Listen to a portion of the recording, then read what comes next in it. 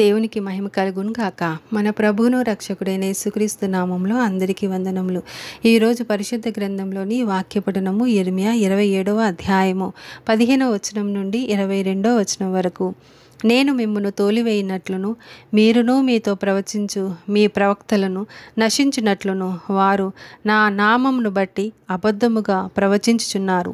మరియు యాజకులతోనూ ఈ ప్రజలందరితోనూ నేను ఈ మాటలు చెప్పి తిని యెహోవా సెలవిచ్చినదేమనగా, యెహోవా మందిరపు ఉపకరణములు ఇప్పుడే శీఘ్రముగా బబులోను నుండి మరలా తేబడునని ప్రవచించు మీ ప్రవక్తలు మీతో అబద్ధములు చెప్పుచున్నారు.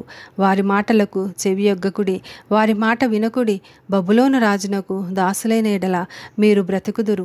ఈ పట్టణము పాడైపోనేలా వారు ప్రవక్తలైన ఎడల యెహోవాకు వారికి తోడయుండిన ఎడల యెహోవా మందిరములోను యూదారాజు మందిరములోను యెరూషలేములోను శేషించుండు ఉపకరణములు బబులోనుకు కొనిపోబడకుండునట్లు వారు సైన్యములకు అధిపతియగు యెహోవాను బతిమాలు కొనుట మేలు.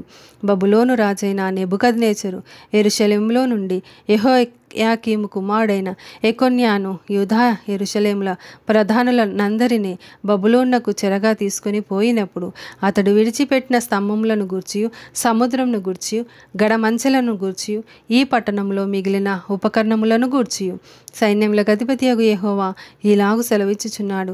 యెహోవా మందిరములోను యూదారాజు నగరులోను యెరూషలేములోను శేషించిన ఉపకరణములను గూర్చి ఇశ్రాయేలు దేవుడును సైన్యములకు అధిపతియునైన యెహోవా ఇలాగుననే సెలవిచ్చుచున్నాడు. అవి బబులోనునకు తేబడును. నేను ఆ ఉపకరణములను దర్శించి తెప్పించి ఈ స్థలములో వాటిని మరలా ఉంచు కాలము వరకు అవి అక్కడ ఉండవలెను. ఇదే యెహోవా వాక్కు. ఆమేన్.